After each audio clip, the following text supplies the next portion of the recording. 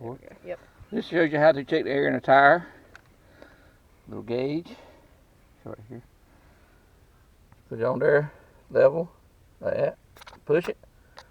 And it'll show you right there. You only got 22.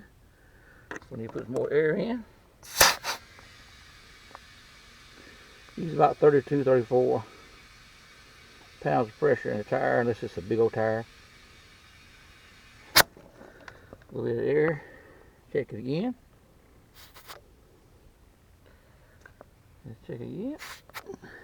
Still got about 30 that time, about 4 more pounds.